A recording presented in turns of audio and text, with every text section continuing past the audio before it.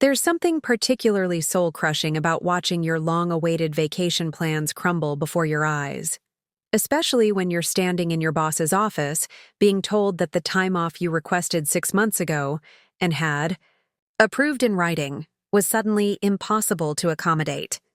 "I'm sorry, Nate, but we simply can't spare you right now," Marcus said, not looking particularly sorry at all as he leaned back in his ergonomic chair. "The Keller account is too important, and they specifically asked for you to lead the project." I kept my expression neutral, though internally I was seething. "Marcus, I put in this request back in January. It's now June. The tickets are bought, the hotels are booked, and my girlfriend has already arranged her time off." Marcus Harrington, Vice President of Client Services at Meridian Software Solutions, and my direct supervisor for the past 3 years, gave me what I assumed he thought was a sympathetic smile. On his angular face, it looked more like a grimace. "I understand it's inconvenient."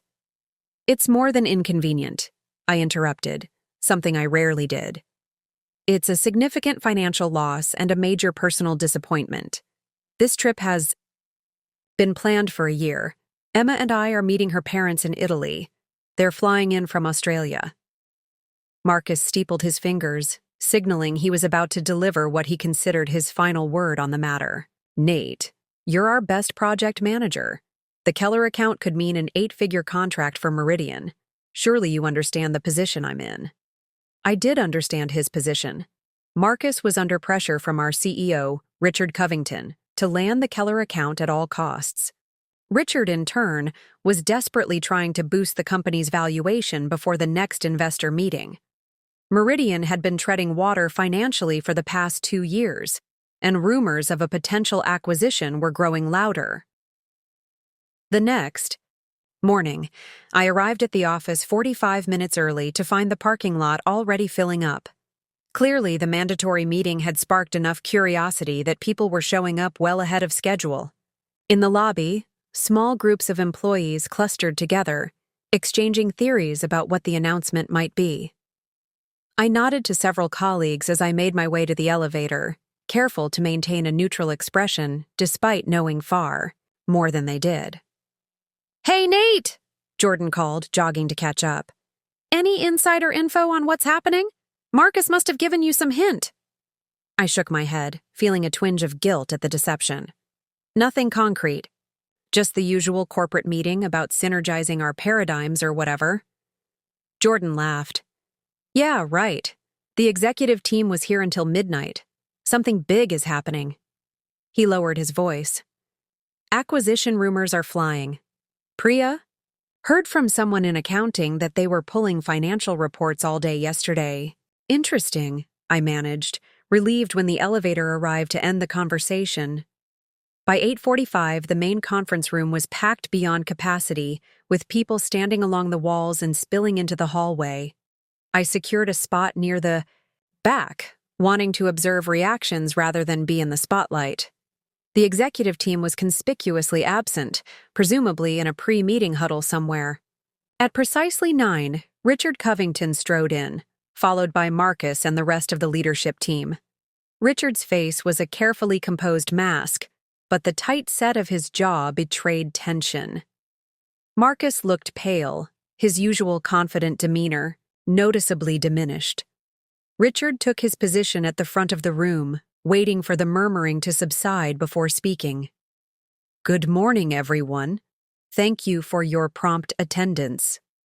His voice carried the practiced authority of someone accustomed to commanding attention. "I've called this meeting to share some significant news about Meridian's future." The room fell completely silent, every eye fixed on Richard. "As some of you may have heard, Meridian has received an acquisition offer from Ascension Capital." He paused, allowing the collective gasp and whispers to rise and fall. "After careful consideration and extensive discussion with our board of directors, we have decided to accept this offer, subject to standard regulatory approval and due diligence." Another wave of murmurs swept through the room. I kept my expression carefully neutral, though internally I was processing the implications. The board had moved even faster than Carter had predicted. I understand this news may come as a surprise, Richard continued. Meridian has been an independent company since its founding 12 years ago. This decision was not made lightly, but the board and I believe it represents the best path forward for our company, our clients, and our talented team. His words were right, but his tone lacked conviction. It was the voice of someone delivering a script they didn't write or believe in. Over the coming weeks, representatives from Ascension will be working closely with our leadership team to ensure a smooth transition. They have assured us that they value Meridian's expertise and client relationships, and they see this as an investment in growth rather than a cost-cutting exercise. More corporate speak designed to calm fears without making specific promises. I glanced around the room, gauging reactions. Most employees looked shocked, uncertain. A few of the newer hires seemed excited, while some long-timers exchanged worried glances. I know you have questions, Richard acknowledged. We'll do our best to address them, though some details are still being finalized. What followed was a carefully staged Q&A session with Richard, Marcus, and our CFO, Helen Winters, fielding predictable questions about job security, benefit changes, and operational impact. Their answers were diplomatic but vague. Exactly what you'd expect in the early stages of an acquisition when specific plans couldn't yet be shared publicly. Throughout the session, I noticed Marcus repeatedly glancing in my direction, a puzzled expression on his face. I maintained an interested, but not overly engaged demeanor, though I suspected he was connecting dots I'd prefer remained disconnected for now. As the meeting concluded, Richard made a final statement. Until the acquisition is finalized, it's business as usual. We have clients depending on us, projects to deliver, and commitments to honor. I expect everyone to remain focused on their responsibilities during this transition period. With that, he nodded curtly and exited the room, leaving Marcus to handle the lingering questions and concerns. I was about to slip out when Marcus caught my eye and motioned me over. Nate, can I see you in my office in 5 minutes? Of course, I replied, wondering what had prompted this immediate summons. I used those 5 minutes to text Carter a quick update. Acquisition announced. Covington presented it as a board decision. Seems resigned rather than enthusiastic.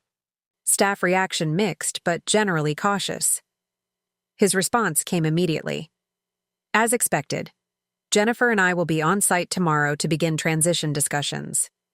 Maintain normal operations. When I entered Marcus's office, I found him standing by the window, staring out at the Chicago skyline. He turned as I closed the door, his expression unreadable. Quite a morning, I offered neutrally. Indeed. He studied me for a moment. You don't seem particularly surprised by the news, Nate. I shrugged, aiming for casual. The signs have been there for a while.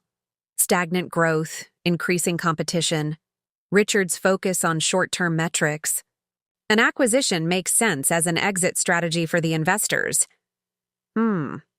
Marcus continued to watch me closely. Interesting analysis.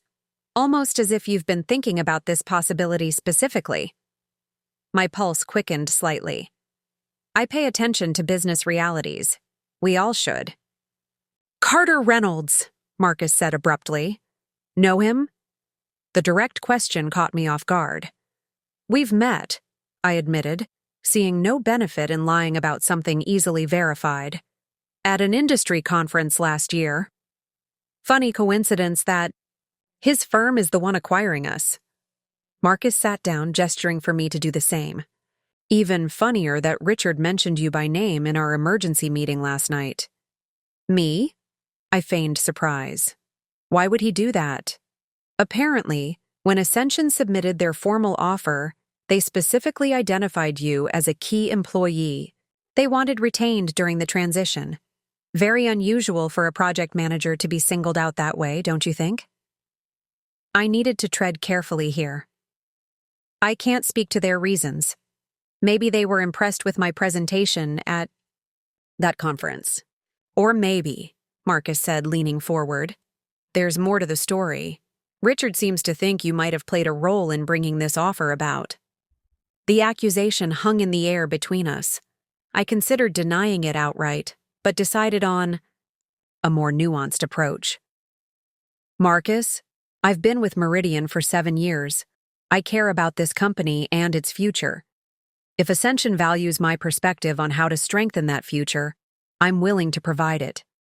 Isn't that what any dedicated employee would do? Marcus's eyes narrowed. That's a very diplomatic non-answer. What exactly are you asking me, Marcus? He sighed, some of the intensity leaving his posture. I'm trying to understand where I stand in all this. Richard is clearly on his way out. The board gave him 6 months to stay on as a strategic advisor, which we both know is a courtesy title. The rest of the executive team is scrambling to prove their value to Ascension. Now I understood. This wasn't about my role in the acquisition. It was about Marcus trying to secure his own position. And you're wondering if I have any insight into Ascension's plans for the management structure, I concluded. Wouldn't you be in my position? It was a fair question. I honestly don't know their specific plans, Marcus, but I do know they're interested in retaining valuable talent. And am I considered valuable talent in their assessment? He pressed. I thought carefully before answering. Despite our recent conflict over my vacation, Marcus wasn't a bad manager. Overall, demanding, yes. Sometimes unreasonable about work-life balance, definitely. But he was competent and generally fair. You know the client services operation better than anyone, I said truthfully. You've built strong relationships with key accounts. Any rational acquirer would see that value. He seemed to relax slightly. I appreciate that assessment, but I also know how these things typically work. New ownership means new management, new priorities. He glanced at his computer screen, where I could see an email from Richard with the subject line, Transition. Planning. I need to prepare for this meeting, he said, effectively dismissing me. But Nate, I'd appreciate a heads up if you hear anything relevant to my position. Professional courtesy. Of course, I agreed, rising to leave. At the door, I paused. Marcus, about my vacation request. He waved a hand dismissively. Given the circumstances, I think we can revisit that. The Keller timeline will need to be adjusted anyway with all this transition activity. Submit a revised coverage plan, and we'll likely be able to accommodate your trip. It was exactly the outcome I'd been seeking, but achieved through means I'd never imagined a week ago. I appreciate that. I'll have the coverage plan on your desk this afternoon. As I walked back to my office, I felt a complex mix of emotions. Satisfaction that my vacation would likely be approved, concern about the broader implications of what I'd set in motion, and a growing awareness that my role at Meridian was about to change significantly. My phone buzzed with a message from Emma. Any news from the big meeting? I replied. Acquisition announced, Ascension Capital buying Meridian. Everything in motion now. OMG, it's actually happening. Your crazy plan is working?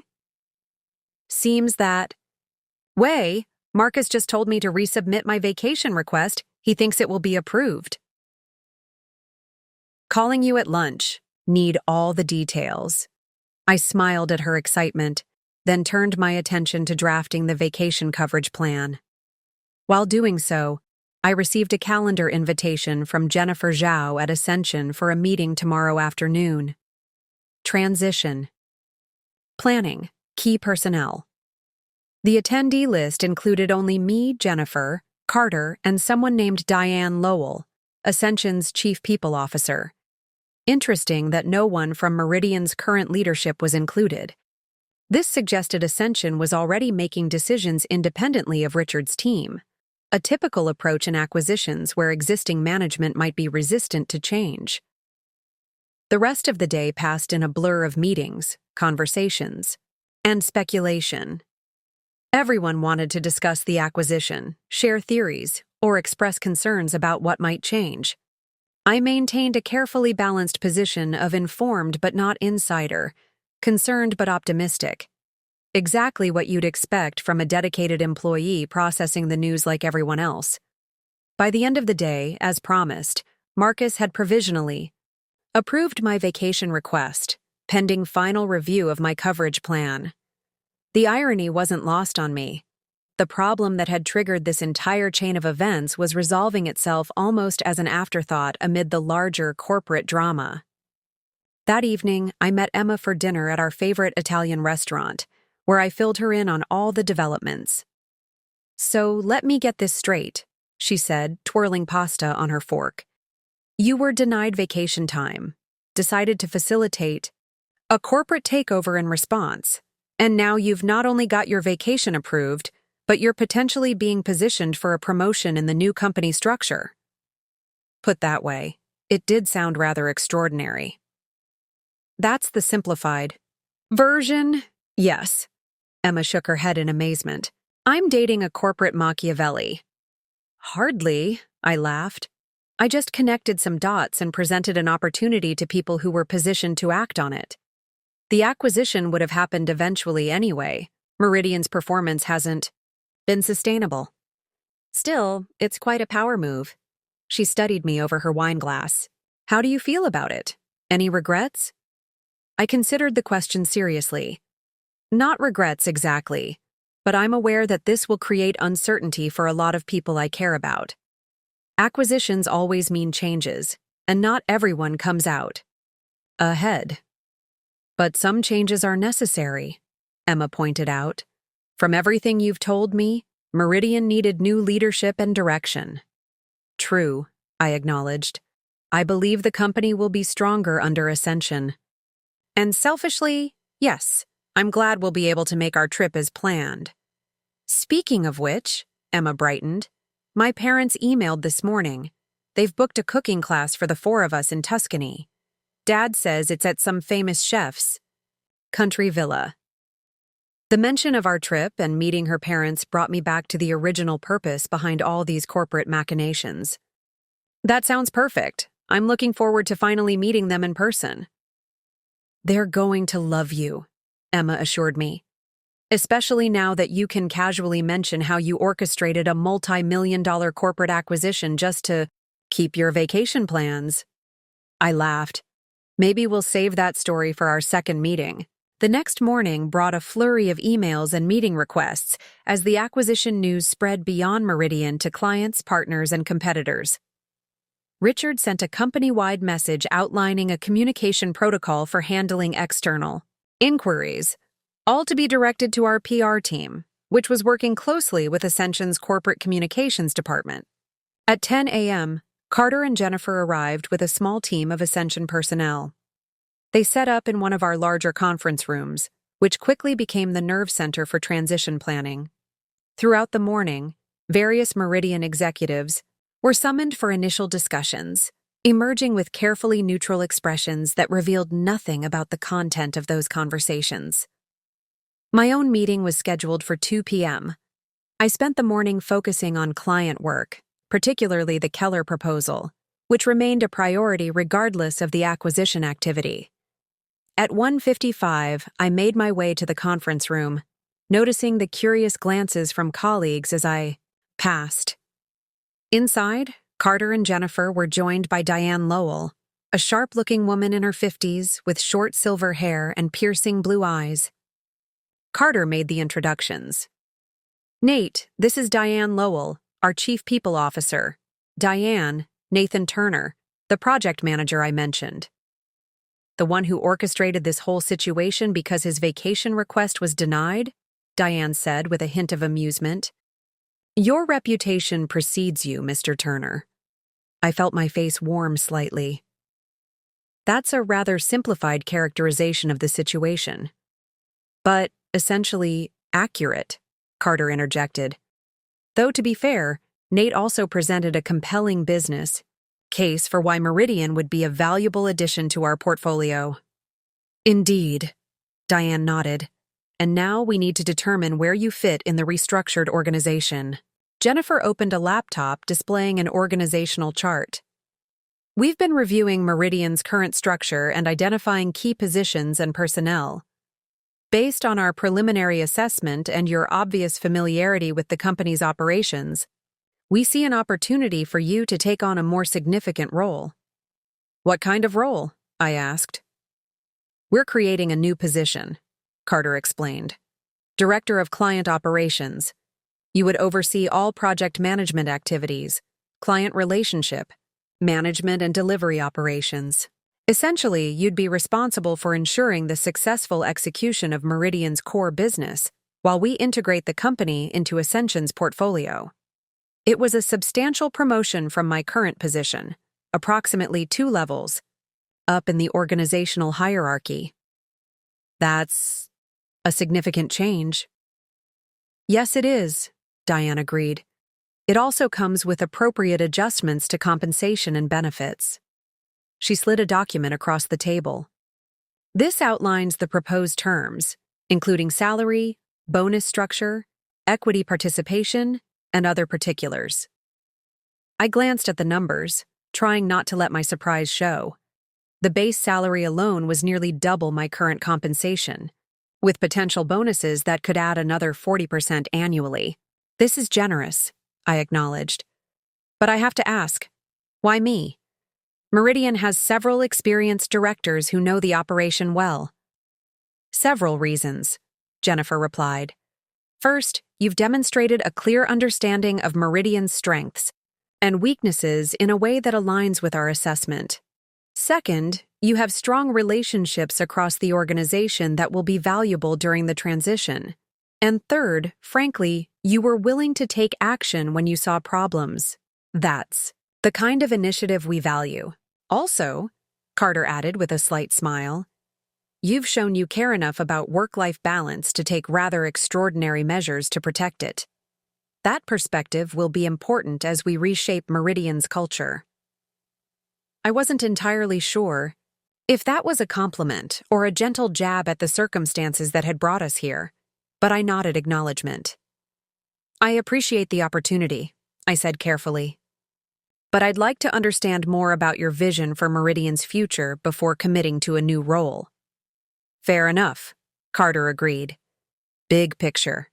We see Meridian as a solid technology services provider with excellent client relationships, but outdated internal processes and an innovation deficit. Our plan is to invest in modernizing the technical infrastructure, streamlining operations, and expanding service offerings to existing clients. What about the current leadership team?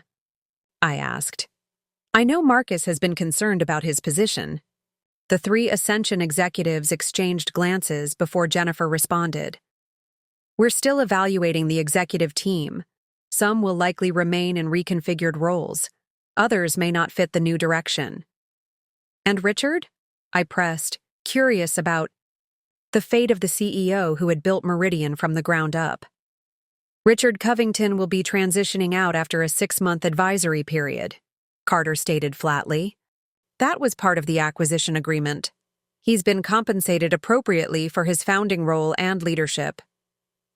This was unsurprising, but still significant. Richard's departure would fundamentally change Meridian's identity. As for Marcus Harrington, Diane added, picking up on my earlier question. We recognize his client knowledge is valuable. We're discussing a potential role focused specifically on the Keller account and similar large clients, more specialized than his current position but still leveraging his strengths. A diplomatic demotion, in other words. Marcus would maintain face and a good compensation package but would lose his broader management authority. I see, I said neutrally. And the timeline for these changes? The acquisition should close within 30-45 days, Jennifer explained. But we'll begin implementing organizational changes immediately under transition agreements. We'd want you to step into the new role within 2 weeks. With one important exception, Carter interjected. Your previously requested vacation time will be honored as scheduled. Consider it our small acknowledgement of what initiated this whole process. I couldn't help but smile at that. I appreciate that consideration. Take the evening to review. The offer? Diane suggested, rising to indicate the meeting was concluding. We'd like your decision by tomorrow afternoon so we can move forward with other structural announcements. After they left, I remained in the conference room, reviewing the offer document more thoroughly. The position was compelling. Greater responsibility, substantially better compensation, and an opportunity to help shape Meridian's future under new ownership. The fact that it would also secure my vacation plans was almost secondary now to the broader career opportunity. But I also felt the weight of what this would mean. Accepting the role would publicly align me with the new ownership at a time when many of my colleagues were feeling uncertain about their futures. Some might resent my apparent good fortune amid the disruption, especially if they learned of my role in facilitating the acquisition. As I mulled these considerations, my phone buzzed with a text from Marcus. "Need to speak with you. My office, 10 minutes?" I replied with a simple, "On my way," and gathered my things. Whatever Marcus wanted to discuss, I suspected it related to his conversation with the Ascension team about his new, more limited role. When I arrived at his office, Marcus was pacing, his typical composed demeanor notably absent. "Close the door," he instructed as I entered. I complied, then took a seat without waiting for an invitation. "What's up?" "I just finished meeting with Reynolds and his team," Marcus said tightly. "They're offering me a specialized client relationship role focused on the Keller account, a glorified account manager position." The disdain in his voice was evident. "That doesn't sound so bad," I offered cautiously. "The Keller account is significant. They clearly value your client relationship skills." "It's a demotion, Nate. They're dismantling my entire department and restructuring it under some new Director of Client Operations position." He stopped pacing to fix me with a pointed stare. "You wouldn't happen to know anything about that, would you?" The direct question demanded a direct answer. "They discussed the new structure with me, yes. And did they offer you this new director position?" I hesitated only briefly. "Yes, they did." Marcus's face flushed. "Unbelievable. So Richard was right. You've been working with Ascension all along." "It's more complicated than that," I began. "Is it?" he interrupted. "Because from where I'm standing, it looks pretty straightforward.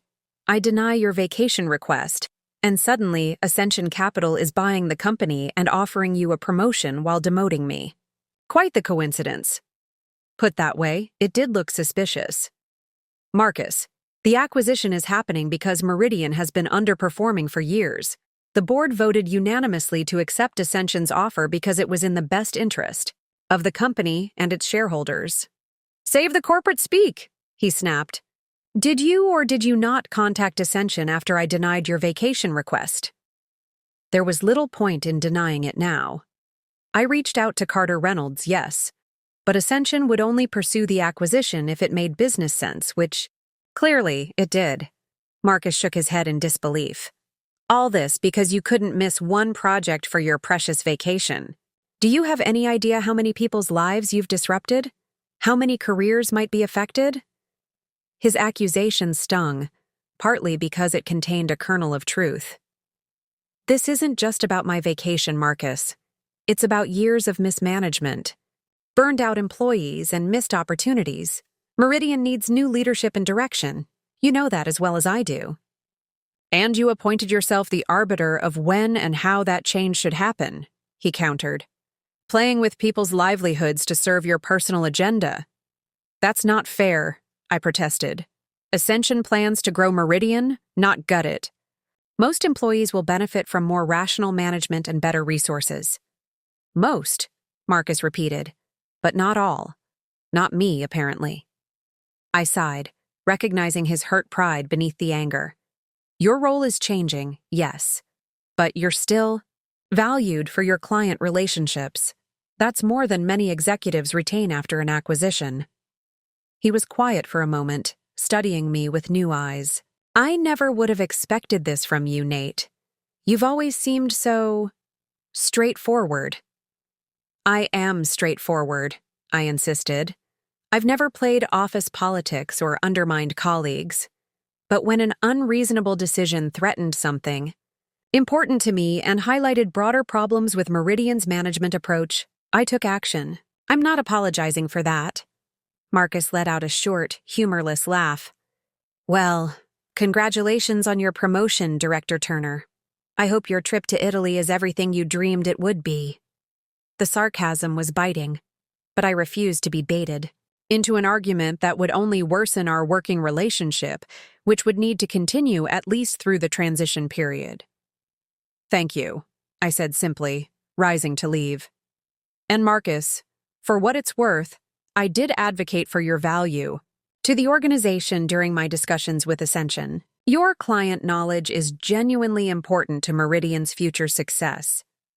He didn't respond, turning instead to look out his window at the Chicago skyline. I took that as my cue to exit, closing the door quietly behind me.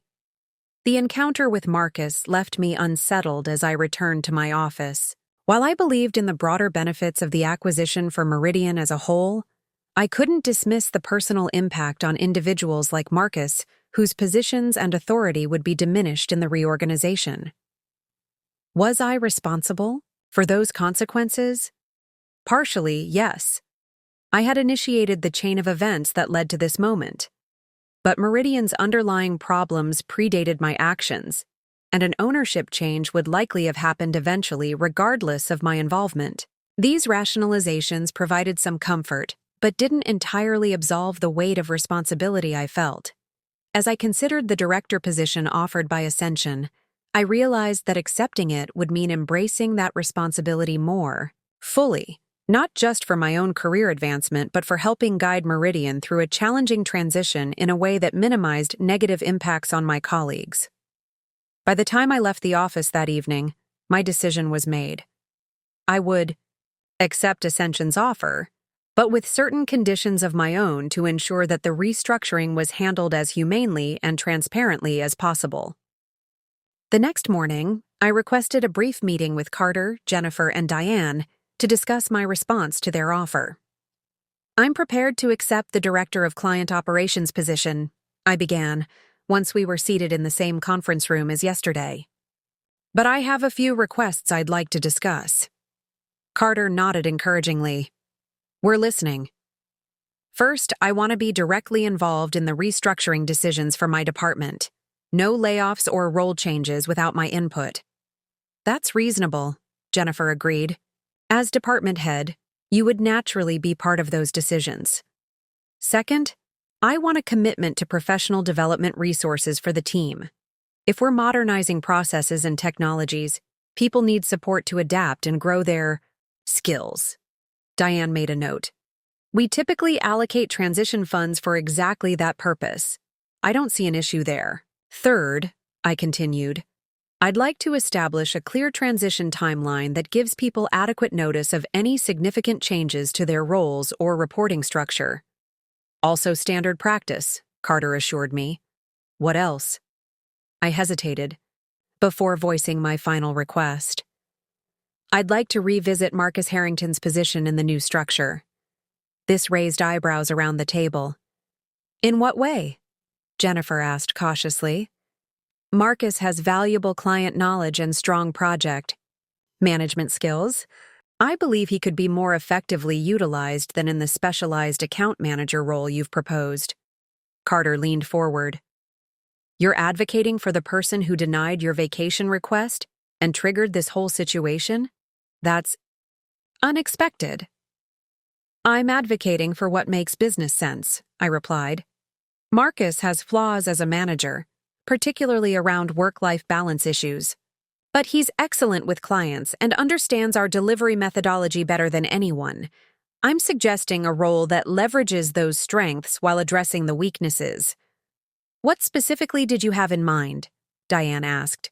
Client, strategy director, reporting to me but with significant autonomy in client interactions and solution development. He would help shape our offerings and approach for major accounts without directly managing delivery teams.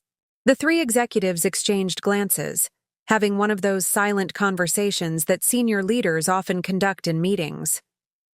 We'll consider it, Carter said finally. No promises, but we appreciate your perspective.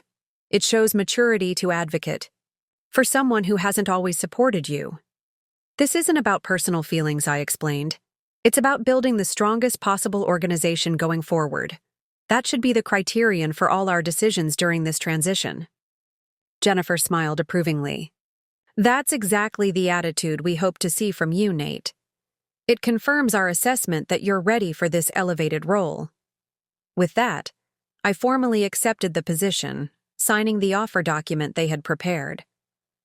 We agreed on an announcement. Timeline. My promotion would be communicated tomorrow, along with the broader organizational structure that was taking shape for the new Meridian under Ascension ownership. As the meeting concluded, Carter held me back briefly. Your advocacy for Marcus was impressive. Not many people would use their new influence that way. It's what's best for the company, I said simply. Yes, it is, he agreed. But it also reveals something about your character that makes me even more confident in our decision to elevate you to this role. The next day brought the official announcement of my promotion, along with several other organizational changes. To my satisfaction, Marcus was indeed offered the Client Strategy Director role I had suggested, reporting to me but with significant autonomy in his client work. His response came via a terse email accepting the position, with a postscript that simply read, "Vacation request approved as submitted." Not quite an olive branch, but an acknowledgement that we would need to work together professionally despite the complicated history. Over the next 2 weeks, Ascension's integration team worked closely with Meridian staff to plan the technical, operational, and cultural aspects of bringing the two companies together. I found myself in a whirlwind of meetings, planning sessions, and one-on-one conversations with team members anxious about what the changes would mean for them. Throughout this period, I maintained regular updates with Emma about both the work, developments, and our upcoming trip, which now seemed certain to proceed as planned. The irony wasn't lost on either of us that what had begun as a desperate attempt to salvage our vacation had evolved into a career-transforming opportunity that went far beyond a 3-week break. It's like you stumbled into a completely different life because Marcus was being difficult about your time off, Emma observed one evening as we finalized our packing for the trip, now just 3 days away. Not stumbled, I corrected. I made a deliberate choice to stop accepting the status quo. I just didn't anticipate how far-reaching the consequences would be. Are you happy with how it's turned out? She asked, folding a sundress into her suitcase. I considered the question seriously. Yes, I think I am. The new role is challenging but exciting. The team seems cautiously optimistic about Ascension's ownership. Even Marcus is adapting to his new position better than I expected. And most importantly, Emma added with a grin, we're going to Italy to meet my parents as planned. Most importantly, I agreed, pulling her into a hug. Though I'm still not telling them the full story of how I made sure the trip happened. Some things are better left as mysterious career developments. Probably wise, she laughed. Not everyone would understand the lengths you went to. Would you have? I asked suddenly. If I had told you up front that I was planning to facilitate an acquisition of my company just to ensure our vacation wasn't canceled, would you have thought I was crazy? Emma considered this. Maybe a little, but I also would have been impressed by your determination. It's one of the things I love about you. When you commit to something important, you find a way to make it happen. 3 days later, as our plane lifted off from O'Hare International Airport bound for Rome, I found myself reflecting on the extraordinary chain of events that had led to this moment. What had begun as a routine vacation request had cascaded into a complete reshaping of Meridian Software Solutions, my career, and in some ways, my understanding of my own capabilities. I had discovered something important about myself through this process. I wasn't just a reliable executor of other people's visions. I could identify opportunities, take calculated risks, and drive significant change when motivated by something I truly valued.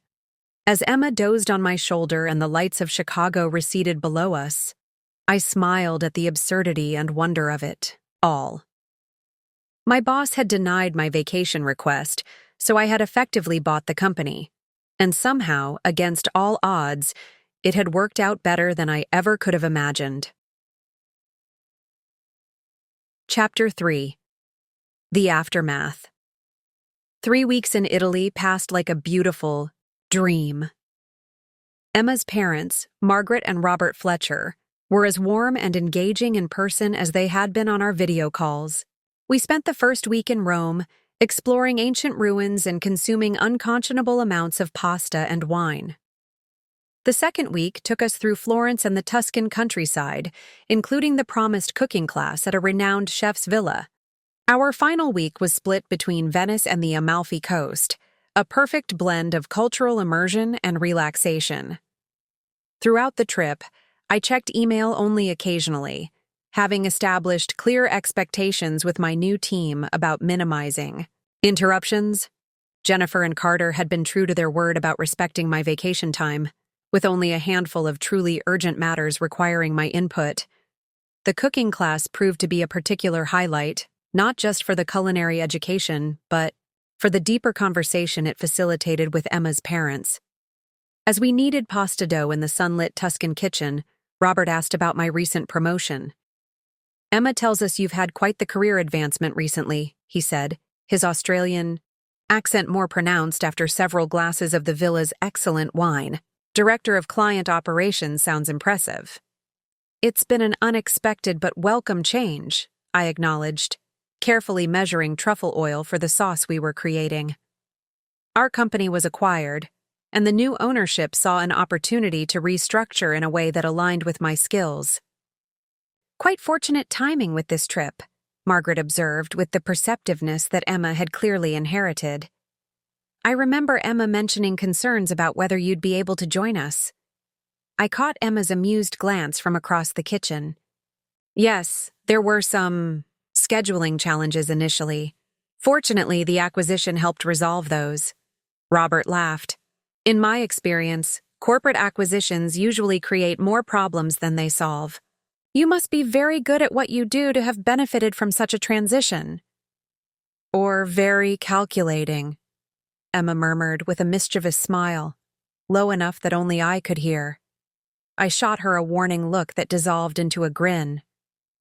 The full story of how Meridian's acquisition came about remained our private joke, though I suspected Margaret at least intuited there was more to it than professional serendipity.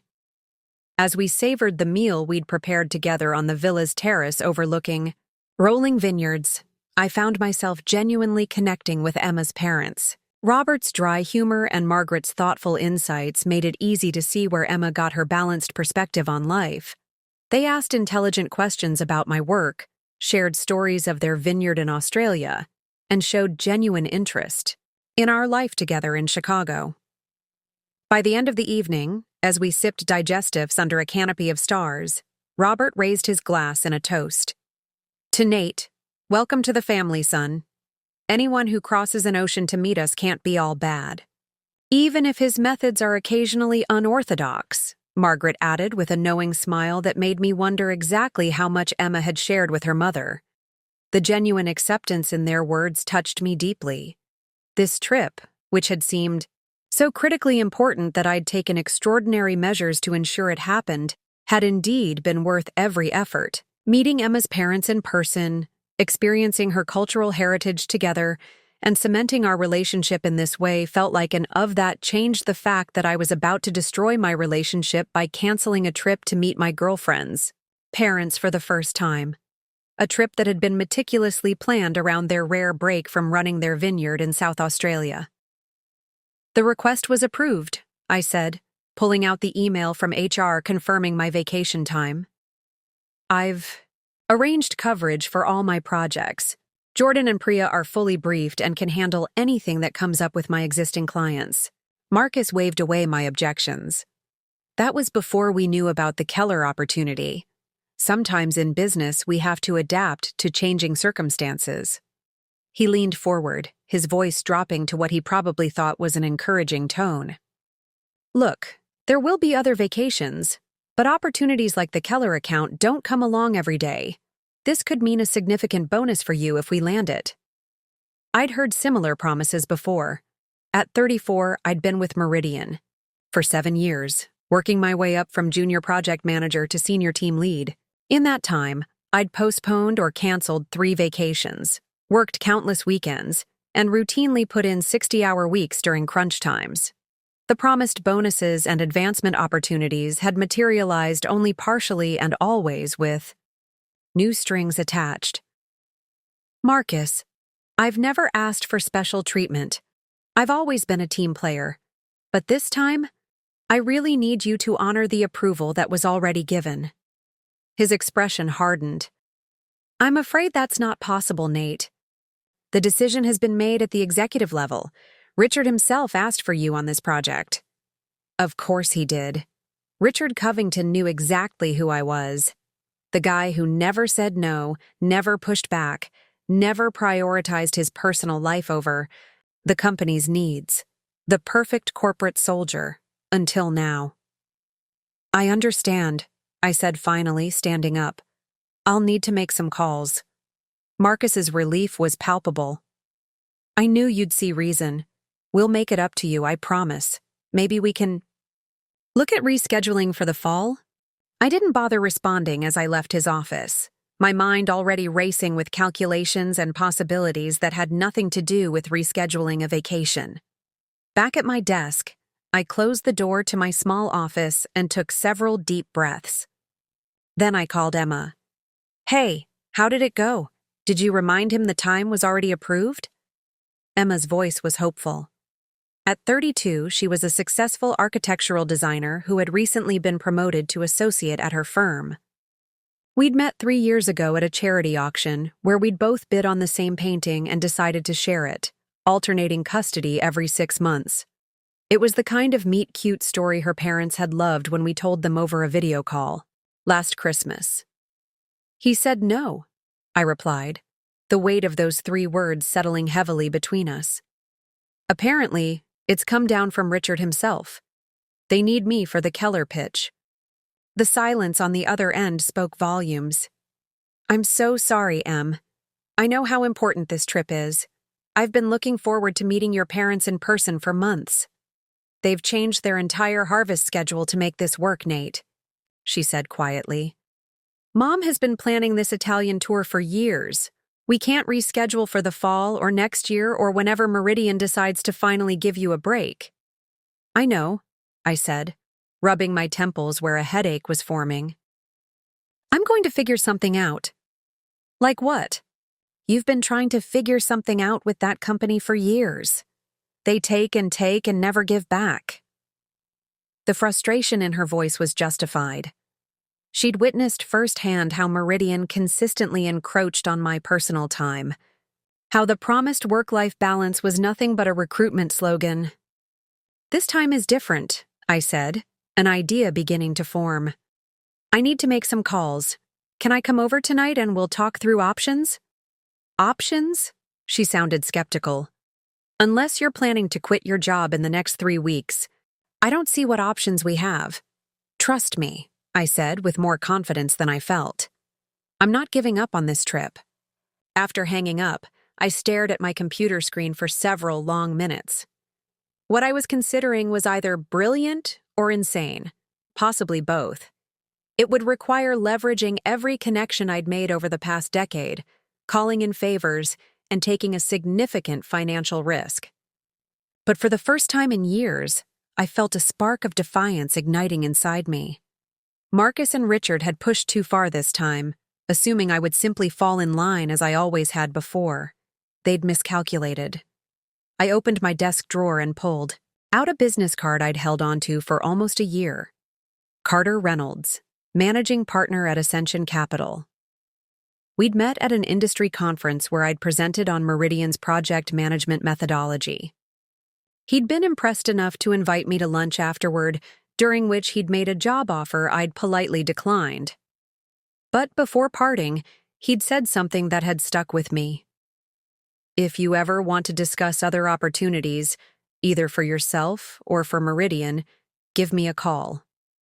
We're always looking for undervalued assets with potential. At the time, I'd filed it away as standard networking courtesy. Now, the card felt like a lifeline. I picked up my phone and dialed the number. Carter Reynolds' office, a crisp voice, answered. This is Nathan Turner calling for Carter. We met at the TechServe conference last year. One moment, please. As I waited to be connected, I glanced at the photos on my desk. Emma and I hiking in Colorado, my parents at their retirement celebration, the Meridian team at the holiday party, arms around each other, smiling with what looked like genuine camaraderie. 7 years of my professional life invested in this company. Nate Turner, Carter's confident voice boomed through the phone. I was beginning to think you'd never call. How are things at Meridian? That's actually why I'm calling, I replied. I think it might be time to discuss those other opportunities you mentioned. I'm intrigued, Carter said. My calendar is packed today, but I could meet for breakfast tomorrow, 7:30 at the Griffin Club. I'll be there. After hanging up, I turned to my computer and began pulling together every piece of information I had on Meridian's financial position, organizational structure, client portfolio, and intellectual property assets.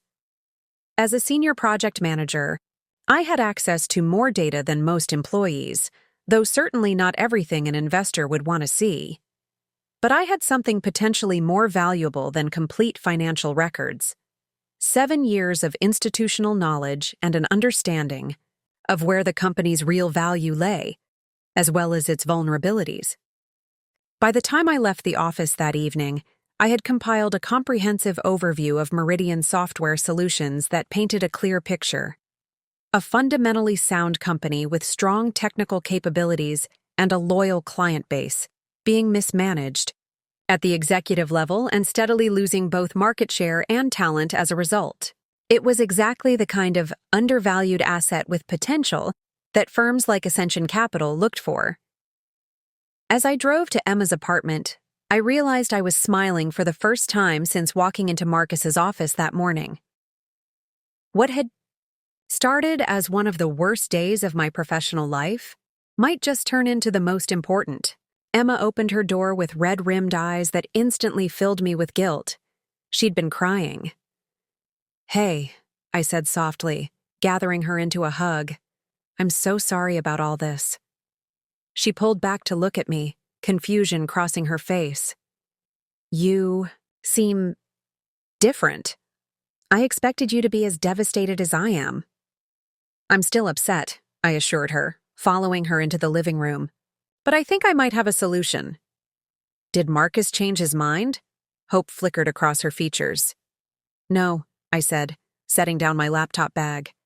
But I might change the entire situation. Emma settled onto her couch, tucking her legs underneath her. What does that mean exactly? I sat beside her, suddenly unsure how to explain the half-formed plan that had been crystallizing in my mind all afternoon. It sounded outlandish now that I was about to say it aloud. I'm meeting with an investment firm tomorrow, I began. Ascension Capital. They specialize in acquiring and restructuring mid-sized technology companies. Emma's brow furrowed. Are you interviewing for a new job? Not exactly. I took a deep breath. I'm going to suggest they look into acquiring Meridian. Her eyes widened. You're going to try to get your company acquired because your boss wouldn't approve your vacation time? Nate, that seems extreme. Put that way, it did sound like an overreaction. But this wasn't just about the vacation, and we both knew it. It's not just about the time off, I explained.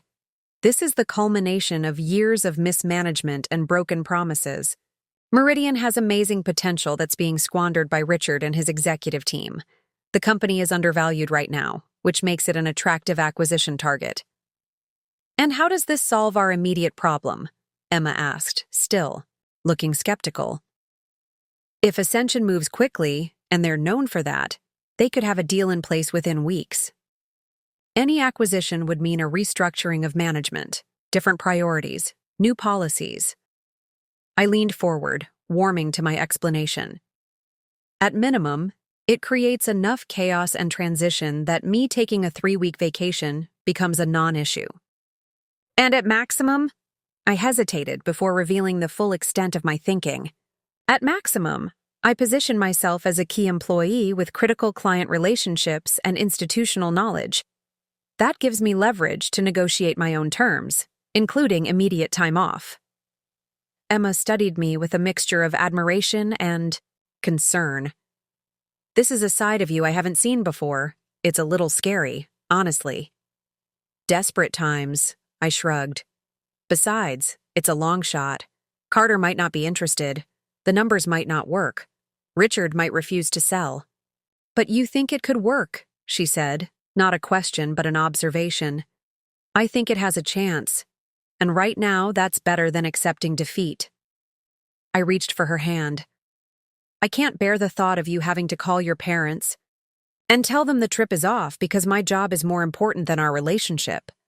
Because it's not, Em. You're more important. This trip is more important. She squeezed my hand, her expression softening. I appreciate that. I really do. But I don't want you potentially sabotaging your career over this either. I'm not, I assured her. If anything, this could be the best career move I've ever made.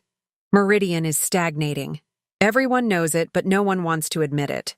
If I can be part of facilitating a transition that revitalizes the company, that's a win for everyone, including me. Emma wasn't entirely convinced, but she seemed willing to see where this would lead. So what happens next? I meet with Carter. Tomorrow. If he's interested, things could move very quickly. I pulled her closer. In the meantime, we don't cancel anything. The flights, the hotels, the itinerary, we proceed as if the trip is happening, because I intend to make sure it does. Later that night, as I drove home to my apartment, I wondered if I was being naive or arrogant to think I could orchestrate something as complex as a corporate acquisition in just 3 weeks. But then I remembered Marcus's dismissive tone. When denying my vacation request, the years of missed holidays and weekend work, the constant expectation that my personal life should always take a backseat to Meridian's priorities. Sometimes, enough is simply enough. I spent most of the night refining my presentation for Carter, diving deep into Meridian's client portfolio, recurring revenue streams, and proprietary technology. By morning, I had a compelling case for why Ascension Capital should be interested in acquiring the company. The Griffin Club was an upscale establishment catering to Chicago's business elite. At 7:25 a.m., I handed my car to the valet and straightened my tie before heading inside. Carter was already at a corner table, reviewing something on his tablet. While sipping what I guessed was his morning green juice, his Instagram frequently featured his health-conscious routine. "Nate," he greeted me, standing to shake my hand. "Right on time. I appreciate punctuality." "Thanks for meeting on short notice," I replied, settling into the chair across from him. A server appeared immediately to take my coffee order, then disappeared just as quickly.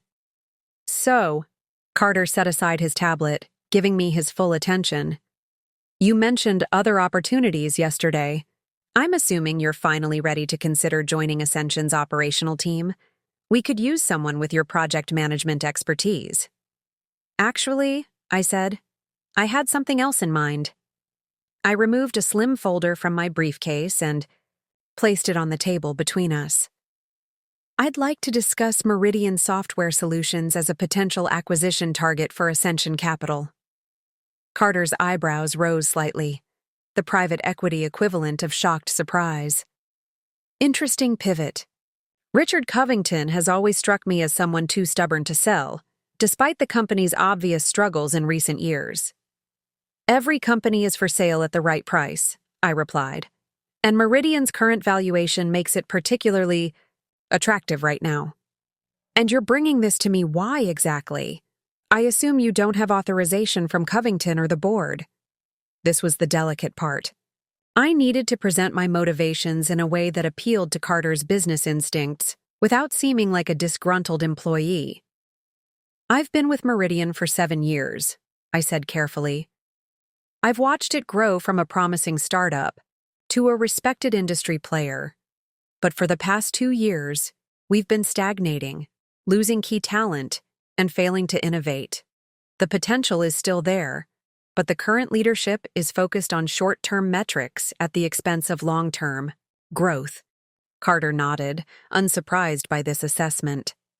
"And your interest in facilitating an acquisition? I'm assuming there's a personal angle here?"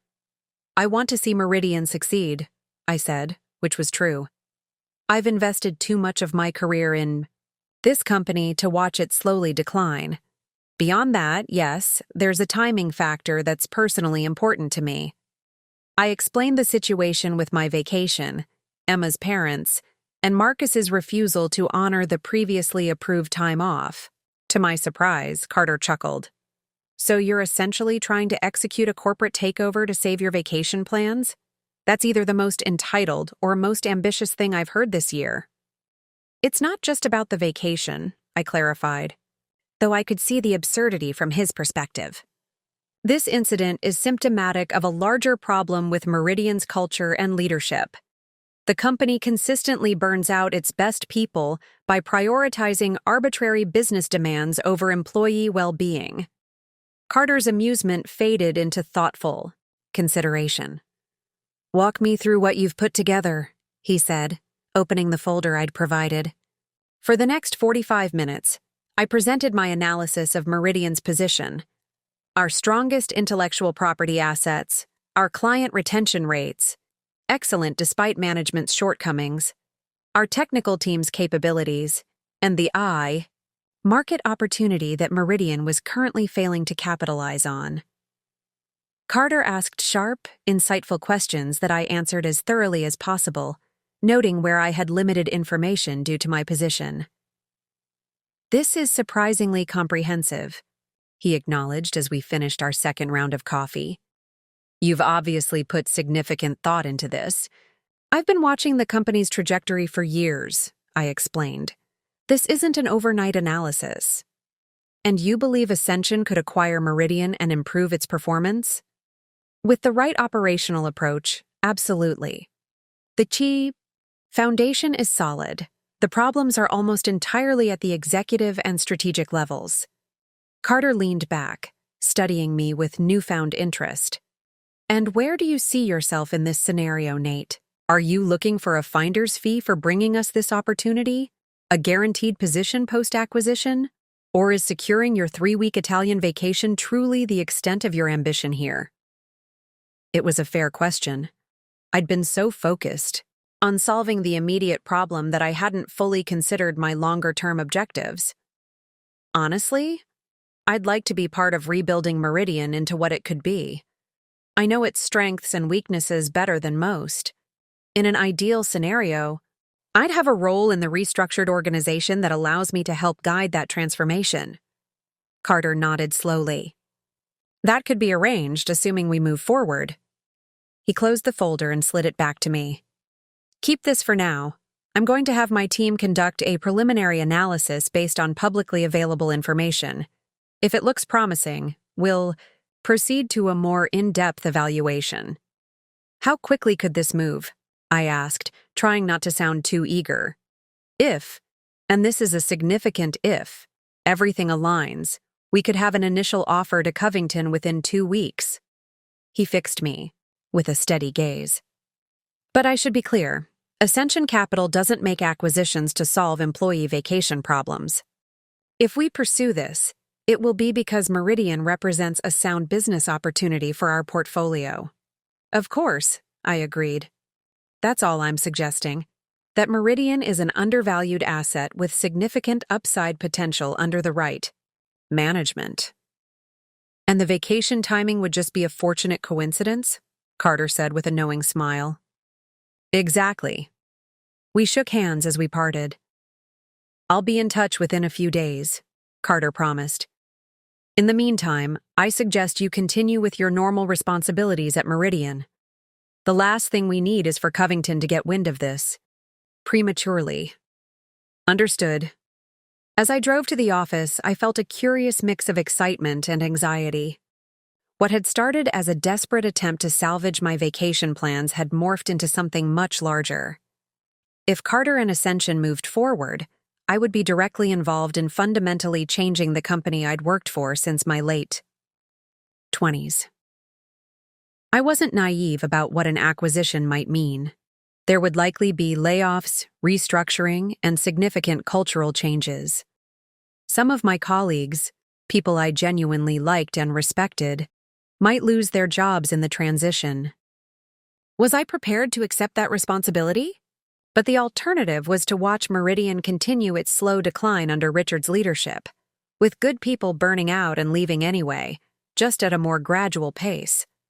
At least with Ascension at the helm, the company might have a chance at revitalization. And selfishly, yes, I might still make it to Italy with Emma. When I arrived at the office, I found an email from Marcus asking for an update on the Keller proposal. I replied with professionalism, giving no indication of my breakfast meeting or my simmering resentment. As Carter had advised, I needed to maintain normalcy while the wheels I'd set in motion began to turn. Later that afternoon, Emma texted, "Any developments with your crazy plan?" I smiled at my phone. "Meeting went well. Now we wait." "How long?" "A few days to know if they're interested. Potentially 2 weeks to an actual offer." "That's cutting it close. We leave in 3 weeks." "I know, trust me." There was a pause before her response came through. "Always. But I'm still making contingency plans for the trip, just in case." Smart woman, one of the many reasons I love you. She sent back a heart emoji, and I returned to my work with renewed determination. Whether or not Carter and Ascension decided to pursue Meridian, I was done being the company man who always sacrificed his personal life on the altar of corporate priorities. One way or another, I was going to Italy. The next 3 days passed with excruciating slowness. I threw myself into the Keller proposal, partly to maintain my cover, and partly because doing excellent work was a matter of professional pride, regardless of the circumstances. On Friday afternoon, as I was wrapping up for the day, my cell phone rang with a number I didn't recognize. Nathan Turner speaking. "Nate, it's Jennifer Zhao from Ascension Capital." Her voice was crisp and businesslike. "Carter asked me to set up a meeting with you for Monday morning. Would 7 a.m. at our offices work for you?" My pulse quickened. "Yes, that would be fine." "Excellent. We're at 180 North LaSalle, 35th floor. Please bring any additional information you have on Meridian's client contracts and intellectual property holdings." "Will do." After hanging up, I immediately texted Emma.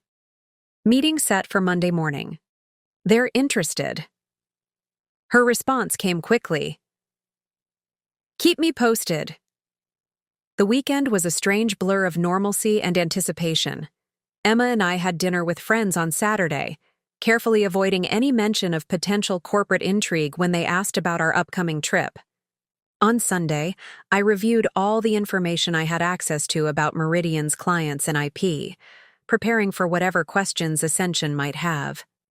Monday morning found me in the impressive glass and steel lobby of Ascension Capital's downtown headquarters.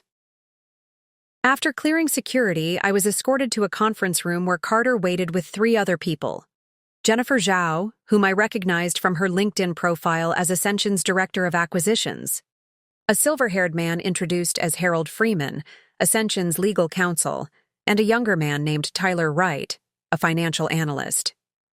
"Thank you for coming, Nate," Carter began once I was seated. "We've conducted our preliminary analysis of Meridian based on publicly available information, and we find your assessment generally accurate. The company appears to be underperforming relative to its assets and market position." "That matches my experience from inside," I confirmed. "We'd like to move forward with a more detailed evaluation," Jennifer said, opening a sleek leather portfolio. "But before we commit significant resources, We need to understand a few things more clearly. What followed was a 2-hour deep dive into every aspect of Meridian I had knowledge of. Client relationships, contract renewal rates, the strength of our technical team, our product roadmap, the true state of our proprietary software, and competitive positioning. Harold, the attorney, was particularly interested in any contractual barriers to acquisition, while Tyler focused on the financial metrics I had access to. Jennifer asked pointed questions about the executive team and company culture. By the end, I felt mentally exhausted but optimistic. They wouldn't be asking such detailed questions if they weren't seriously interested. "This has been very helpful," Carter said as the meeting wound down. "Based on what we've heard, we're prepared to move to the next phase. That will involve approaching Richard Covington directly with an expression of interest." My stomach tightened. "How soon would that happen?" "We can have a preliminary offer letter ready by Wednesday," Harold said. "Assuming Mr. Covington is receptive, we would then enter a period of due diligence before finalizing terms." "And if he's not receptive?" I asked, voicing the concern that had been nagging at me. Carter and Jennifer exchanged glances. "Richard, Covington doesn't have unilateral authority to reject an acquisition offer," Jennifer explained. "Meridian has a board of directors and multiple investors who would need to be consulted. If our offer is sufficiently attractive, there will be pressure on him to at least consider it. Additionally," Carter added, "we have relationships with several of Meridian's major investors. They've been, let's say, concerned about the company's performance under Covington's leadership. They might welcome an exit opportunity at the right valuation." This was encouraging. "What's the typical timeline from initial offer to closing?" I asked, thinking of my rapidly approaching vacation date. "In straightforward cases, 4 to 6 weeks, Harold replied, "but there are always variables that can extend that timeline." I nodded, trying not to show my disappointment. Even in a best-case scenario, the acquisition wouldn't be finalized before my planned departure for Italy. Carter seemed to read my thoughts. However, once an acquisition agreement is signed, we typically begin making operational decisions immediately, even before the formal closing. That includes personnel and policy matters. The implication was clear. If Ascension and Meridian reached an agreement quickly enough, my vacation issue could be resolved even before the acquisition was finalized. "What do you need from me at this point?" I asked. "Continue providing information as requested, but otherwise maintain your normal role," Jennifer advised. "Once we approach Covington, things will move quickly. He'll likely call an emergency board meeting, and the company will enter a period of, let's call it, controlled chaos. During that time," Carter added, "it would be helpful to have someone we trust on the inside, keeping us informed of reactions and concerns among key employees."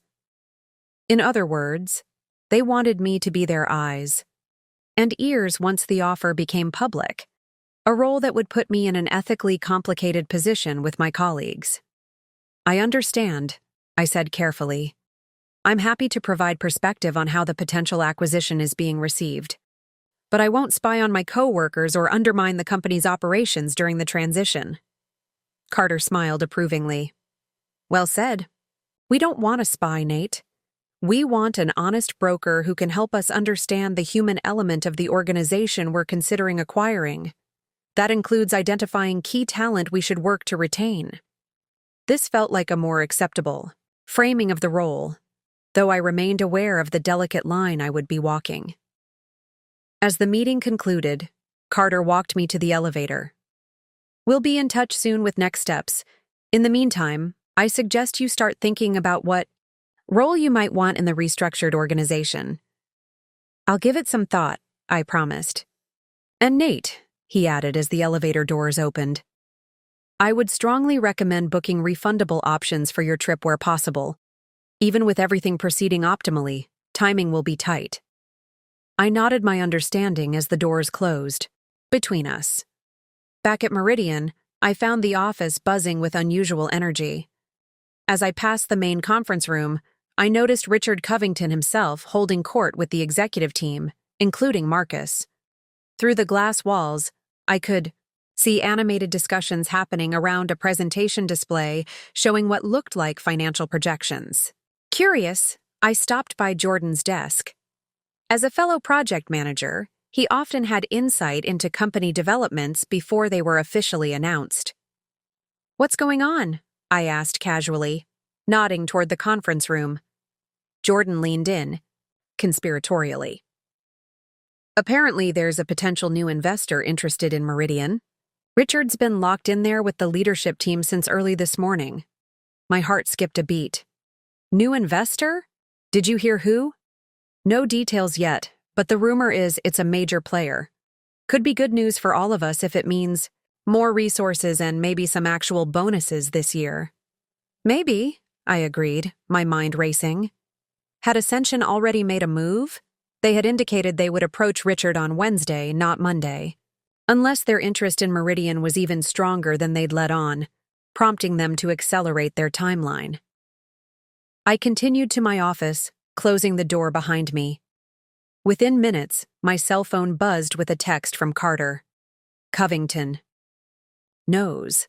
One of our investors reached out to him directly after our meeting. Moving to formal offer today. Stand by." So that explained the emergency executive meeting. Someone had tipped Richard off, forcing Ascension to move more quickly than planned. The game was afoot and sooner than expected. I replied, "Understood," office already buzzing with rumors. Throughout the day, I maintained a facade of normalcy, focusing on the Keller proposal and checking in with my team on ongoing projects. But internally, I was hyper-aware of every unusual movement, every hushed conversation, every executive hurrying from one closed-door meeting to another. Around 3 p.m., Marcus appeared at my office door, looking uncharacteristically flustered. "Nate, can I see you for a moment?" I followed him to his office, where he closed the door before turning to face me. "I need your honest assessment of the Keller timeline," he said without preamble. "If we had to accelerate delivery, how much could we compress the schedule?" An interesting question, given the circumstances. "We're already on an aggressive timeline," I replied carefully. "We might be able to shave a week off by adding resources, but that would increase costs and potentially impact quality." Marcus nodded distractedly, clearly thinking about something else entirely. "And your involvement. Is it absolutely essential through the entire initial phase, or could Jordan handle some of the client-facing aspects?" Now, this was a significant shift from his previous insistence that I couldn't be spared even for my vacation. "Jordan is more than capable," I said, watching his reaction closely. "With proper transition, he could manage the client relationship effectively." Good," Marcus muttered, making a note on his tablet. "There may be some organizational changes coming that could affect project assignments. Nothing definite yet, but I want to be prepared." "Organizational changes?" I echoed innocently. "Anything I should be concerned about?" Marcus looked up, seemingly realizing he might have said too much. "Just standard business evolution, Nate. Nothing to worry about. You're a valued member of the team." The platitudes were familiar, but rang especially hollow now. "I appreciate that. Is there anything else you need from me regarding Keller?"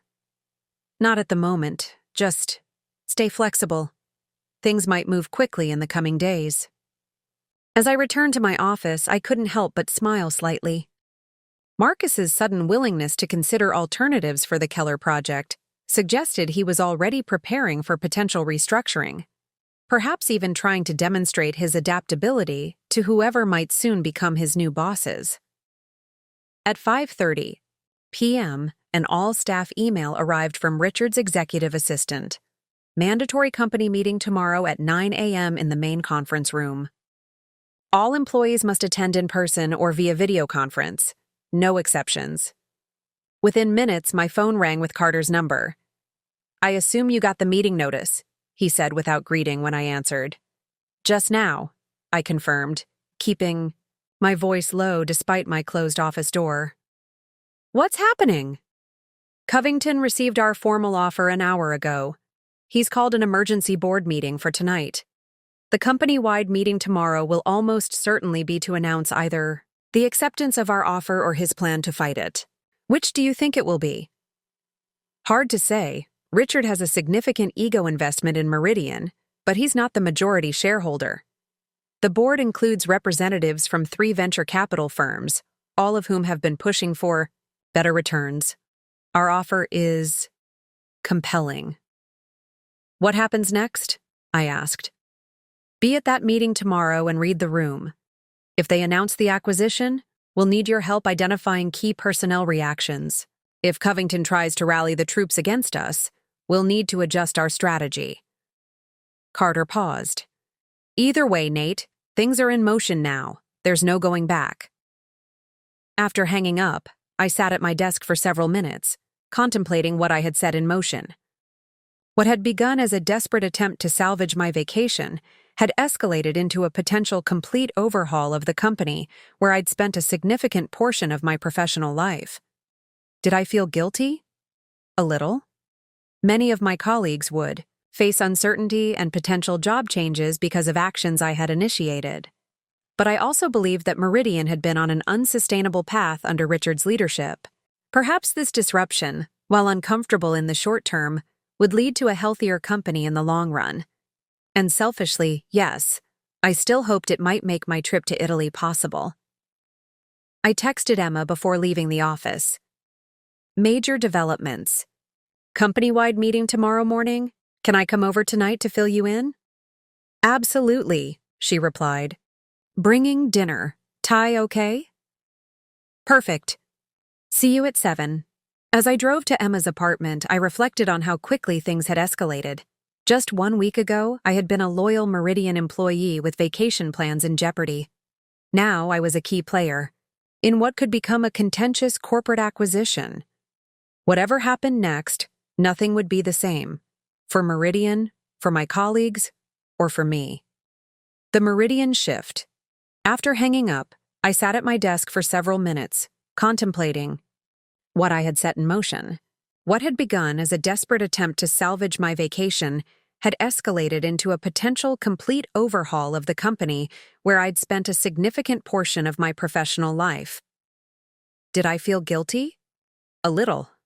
Many of my colleagues would face uncertainty and potential job changes because of actions I had initiated. But I also believed that Meridian had been on an unsustainable path under Richard's leadership. Perhaps this disruption, while uncomfortable in the short term, would lead to a healthier company in the long run. And selfishly, yes, I still hoped it might make my trip to Italy possible.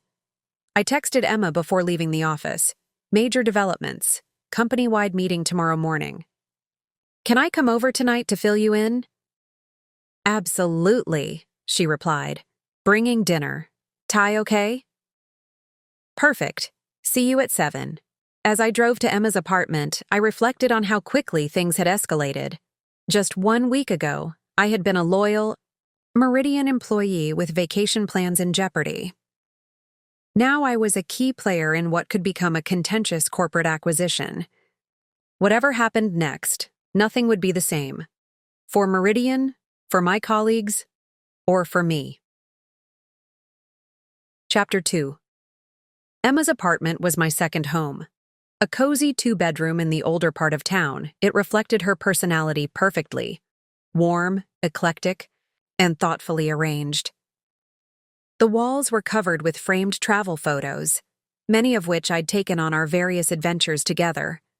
When I arrived, she was already setting out containers of Thai food on her small dining table. You look exhausted, she said by way of greeting, handing me a glass of wine. But also, I don't know, energized? What's going on? I took a long sip before answering. Sunnyvale made an offer to acquire Meridian. The board is meeting tonight to discuss it, and there's an all-hands meeting tomorrow morning. Emma's eyes widened. Sunnyvale? As in the tech giant Sunnyvale? How did that happen so quickly? I sank into her comfortable sofa, suddenly feeling the weight of the past few days. Remember when I mentioned reaching out to my old colleague, James Chen? He's a VP at Sunnyvale now. I was just looking for potential job opportunities, but he was more interested in what I had to say about Meridian's internal situation. And you told him? Not everything, initially. Just enough to explain why I was considering a change. I reached for a container of pad thai. But then he asked more specific questions about our technology, market position, team structure. Before I knew it, I was essentially providing an internal assessment of Meridian's strengths and weaknesses. Emma sat across from me, her expression thoughtful rather than judgmental. That's what I valued most about our friendship. Her ability to consider situations from multiple angles before forming opinions. So, did James orchestrate this acquisition based on your conversation? Not entirely. Apparently, Sunnyvale had been eyeing companies in our sector for months. My information just accelerated their interest in Meridian specifically and gave them insights for structuring their offer. I twirled noodles around my fork without eating.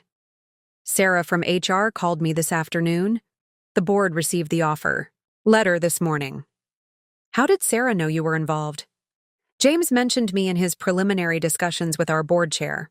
He positioned me as a key employee with valuable institutional knowledge that Sunnyvale would want to retain post-acquisition. I finally took a bite of food. Sarah wanted to gauge whether I'd be open to staying if the deal goes through. Emma leaned forward. And would you? It was the question I'd been asking myself all afternoon. I don't know. Part of me feels like I've burned bridges by going behind Richard's back, even if I didn't intend for things to go this far. Another part is curious about what Meridian could become under different leadership. I sighed. And honestly, there's a vindictive little piece of me that wants to see Richard's face when he realizes what's happening. That's understandable, Emma said, refilling our wine glasses. Richard's been making your life miserable for months. But is staying at Meridian, even a Sunnyvale-owned Meridian, what you really want? That's the million-dollar question, isn't it? I set my plate down. I've been so focused on trying to make this Italian trip happen that I haven't thought much beyond that. Suddenly, I'm faced with much bigger decisions. Emma nodded sympathetically. From will I get to see the Colosseum? To will I help reshape the company I've worked at for 7 years? That's quite an escalation. Tell me about it, I groaned. And the worst part is, I still don't know if this acquisition will resolve my immediate problem. Even if the board accepts Sunnyvale's offer tomorrow, the deal would take weeks or months to close. My flight to Rome leaves in 3 weeks. What does Sarah think? She hinted that if I support the acquisition publicly, Sunnyvale might apply pressure to accommodate my pre-planned vacation, but nothing's guaranteed.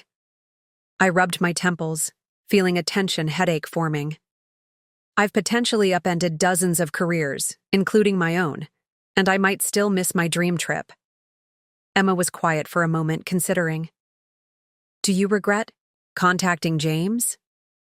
The question gave me pause. Did I?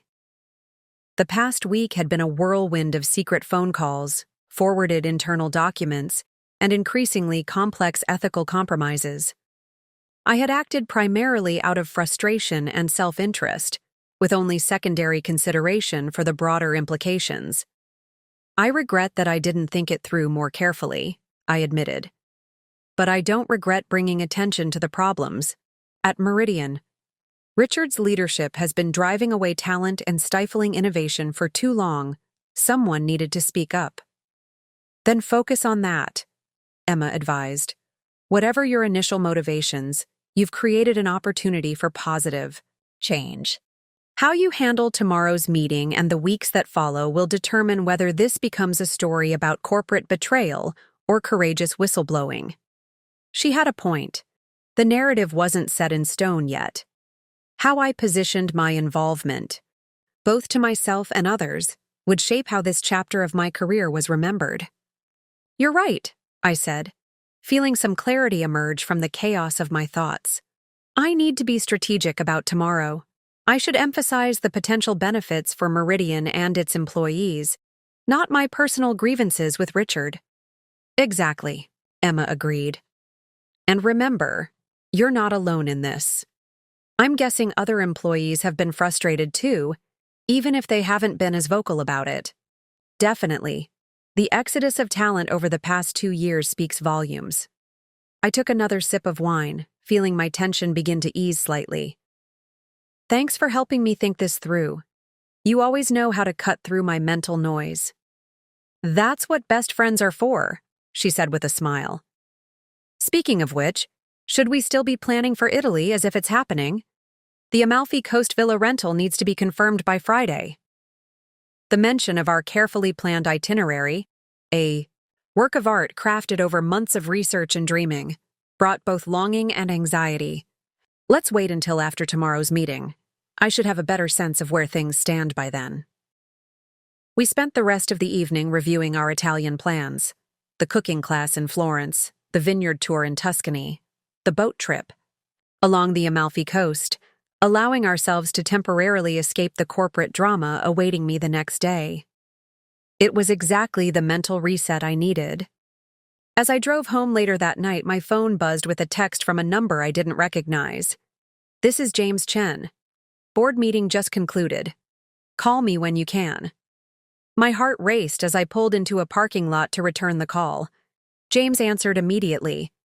I can't say much, he began without preamble, but I wanted you to know that the board voted to move forward with preliminary acquisition discussions. Nothing's final, but they're engaging. Thought you should hear it from me before tomorrow's announcement. Thank you, I managed, my mind racing. How was it received? Mixed, James replied carefully. Some enthusiasm about Sunnyvale's resources and market position, some concern about corporate culture integration and potential redundancies, the usual acquisition anxieties. And Richard? I couldn't help asking. A pause. Strongly opposed, as expected, but he was outvoted. There was a hint of satisfaction in James's voice that mirrored my own feelings. The board chair emphasized that this isn't a hostile takeover. We're positioning it as a strategic partnership, but Richard clearly sees it as a referendum on his leadership. Which it was, in many ways. I had essentially catalyzed a vote of no confidence in my CEO. What happens tomorrow? I asked. The board chair and Richard will jointly announce the preliminary agreement to explore acquisition options. Sunnyvale won't be represented at this meeting. It's internal Meridian communication only. But I'd appreciate your read on employee reactions afterward. And there it was. I had officially become James's inside person at Meridian, a role I had inadvertently auditioned for with my initial outreach. The ethical implications made me uncomfortable, but I was already too deep to retreat. I'll keep you posted, I promised, then added, James, about my vacation situation. I had a feeling that might come up, he said, and I could hear the smile in his voice. Let's just say Sunnyvale has a more progressive approach to work-life balance than Richard does. If this deal progresses as we hope, I don't think your Italian plans will be in jeopardy. Relief flooded through me, quickly followed by guilt at prioritizing my travel plans amidst such significant corporate maneuvering. Thank you. I appreciate that. After we hung up, I sat in my car for several minutes, processing the implications. Tomorrow would be intense. Richard would be furious. Employees would be anxious. And I would be caught in the middle, secretly aligned with the very company proposing to absorb us. I sent Emma a quick update. Board-approved preliminary discussions. Announcement tomorrow. It's happening. Her reply came seconds later. Get some sleep. Tomorrow will be a marathon. She wasn't wrong. I arrived at the office earlier than usual the next morning, hoping to gauge the atmosphere before the official announcement. The tension was already palpable. Small groups of employees huddled in corners, speaking in hushed tones. Administrative staff hurried about setting up the large conference room where all hands meetings were typically held. Something was clearly afoot. though the specifics remained under wraps. Sarah from HR spotted me and made a beeline in my direction. "Good morning," she said with forced cheerfulness. "Could you stop by my office before the meeting? Just for a quick chat?" I nodded, following her through the maze of cubicles to the HR department.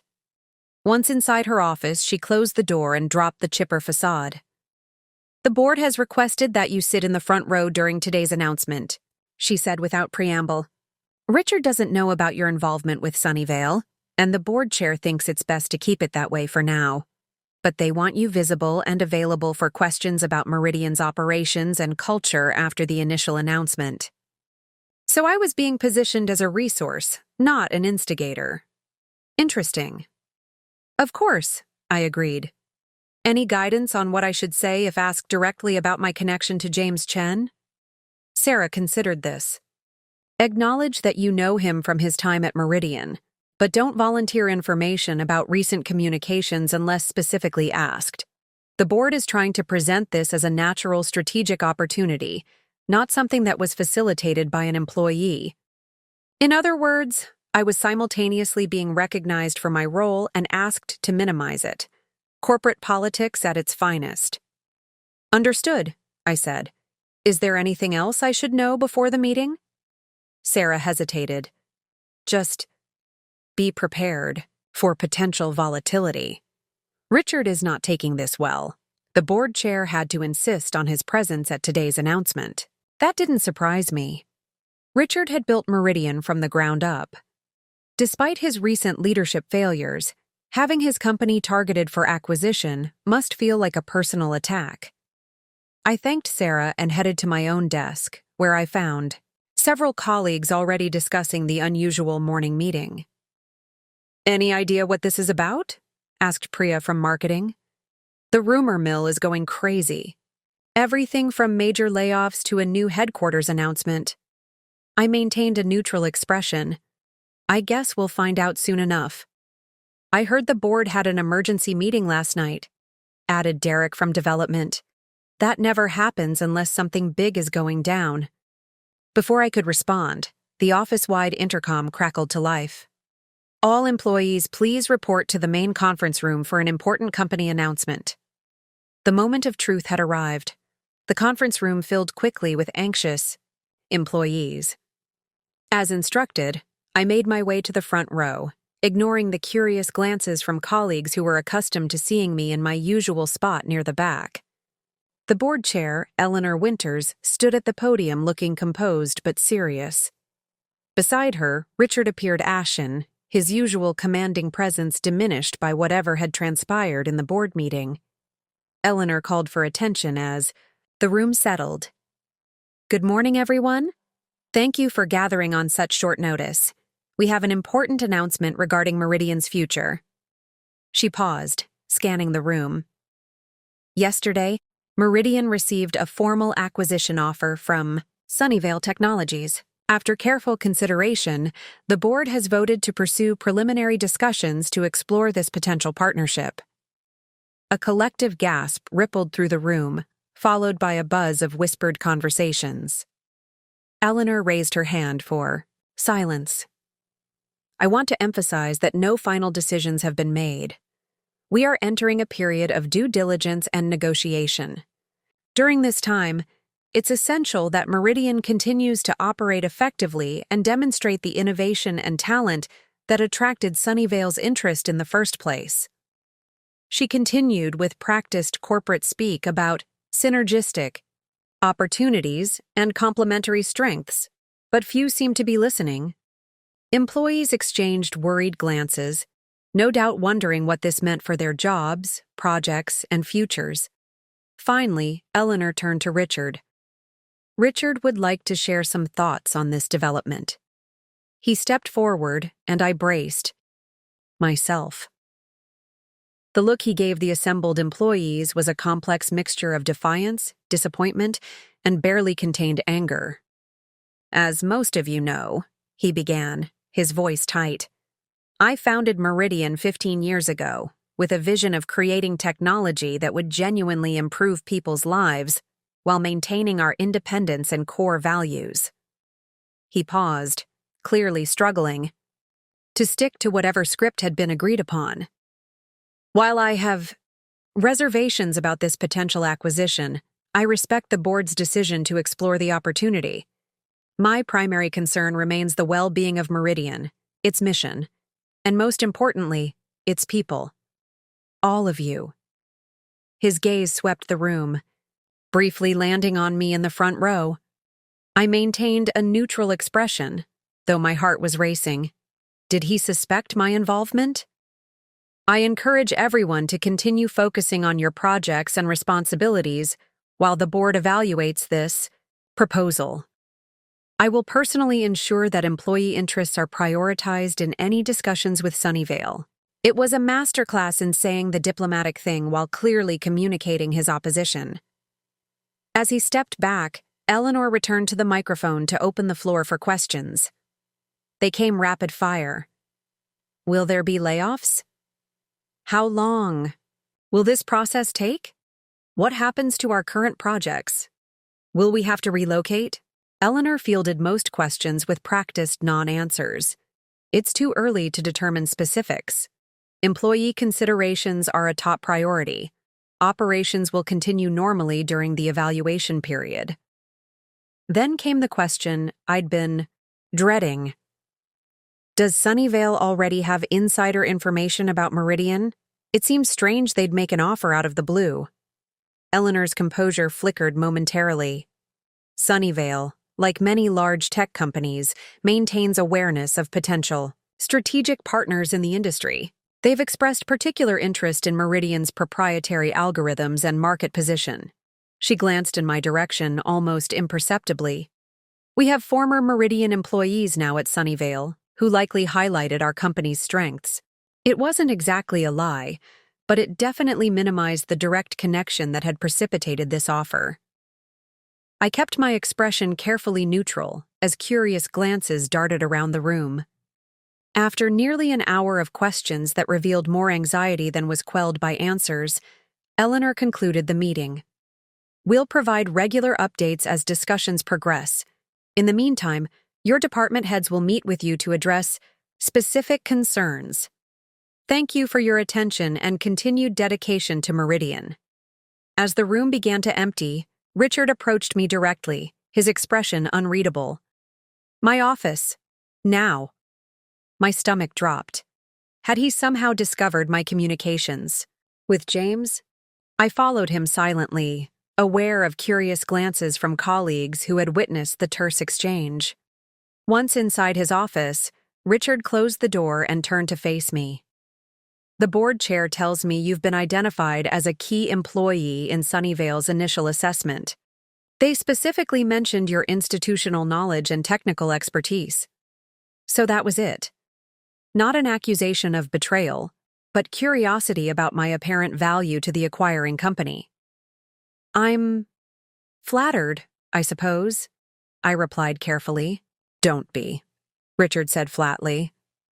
Being singled out in acquisition discussions isn't always advantageous. It often means they're evaluating whether to keep you or identify you as redundant. His statement was technically true but delivered with unmistakable bitterness. This was Richard's way of undermining any potential satisfaction I might feel at being recognized by Sunnyvale. I understand, I said, maintaining a professional, I'm focused on doing my job regardless of what happens with the acquisition talks. Richard studied me for a moment. You seem remarkably calm about all this. Most employees are worried about their futures, yet here you are, apparently unconcerned. It was a trap, an invitation to either reveal my connection to Sunnyvale or lie directly to my CEO. I chose a middle path. I'm concerned about what this means for Meridian and my colleagues, I said truthfully. But anxiety won't help navigate the situation. I prefer to wait for more information before jumping to conclusions. Noble, Richard said, the word dripping with skepticism. The board wants you involved in some of the preliminary discussions with Sunnyvale. Apparently, they value your perspective on operational integration. The air quotes were audible in his tone. I'll expect your complete loyalty to Meridian's interests during these conversations. The irony of Richard demanding loyalty after months of dismissing my input and denying my vacation request wasn't lost on me. But I kept that thought to myself. Of course, I replied. Meridian has been my professional home for 7 years. I want what's best for the company and our team.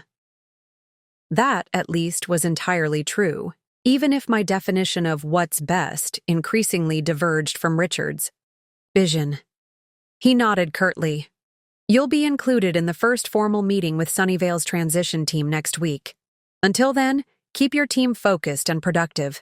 We need to demonstrate strength, not distraction. And speaking of my team, I ventured, seizing an opening, they're wondering about the status of ongoing projects, including my planned absence for vacation next month. Richard's expression hardened. Your vacation is the least of my concerns. Right now, all non-essential time off is suspended until we have clarity on this situation. And there it was. Confirmation that despite everything that had transpired, my original problem remained unsolved. The acquisition process wouldn't move quickly enough to save my Italian adventure, at least not with Richard still in charge of day-to-day operations. I understand the company is in flux, I pressed, but I've had these plans for over a year. My team is prepared to cover my responsibilities and— Enough, Richard interrupted. This isn't a negotiation. The company is potentially being acquired. Your Roman holiday will have to wait. I bit back a sharp response, reminding myself that antagonizing Richard further wouldn't help my cause. I hope you'll reconsider as the situation develops. 3 weeks is a long time in acquisition discussions. He dismissed me with a wave of his hand, already turning his attention to his computer screen. As I left his office, I wondered if I had just witnessed the beginning of the end of Richard's reign at Meridian, or if he would somehow manage to derail the acquisition process and emerge even more entrenched in his authority. Either way, my position was increasingly precarious, valued by Sunnyvale but potentially viewed as disloyal by my current CEO. And my Italian dream still hung in the balance, hostage to corporate machinations far larger than I had anticipated. When I first reached out to James Chen, the rest of the day passed in a blur of concerned colleagues seeking insights I couldn't ethically provide, hastily arranged department meetings to address anxieties, and a steadily increasing stream of emails from the executive team attempting to maintain business as usual in decidedly unusual circumstances. By late afternoon, I was emotionally exhausted. I texted Emma. Still at the office. Total chaos. Villa reservation? Her reply was characteristically practical. Extended the hold for 3 more days. $200 fee, but buys us time. Dinner tonight? Can't. Late meeting with my team. Tomorrow? It's a date. Hang in there. The meeting with my team lasted until nearly 8 o'clock. As their manager, I had to project confidence and clarity despite having only marginally more information than they did. I emphasized the potential opportunities an acquisition might bring, better resources, expanded market reach, career growth, while acknowledging legitimate concerns about cultural changes and job security. What about you? Asked Maya, our newest team member.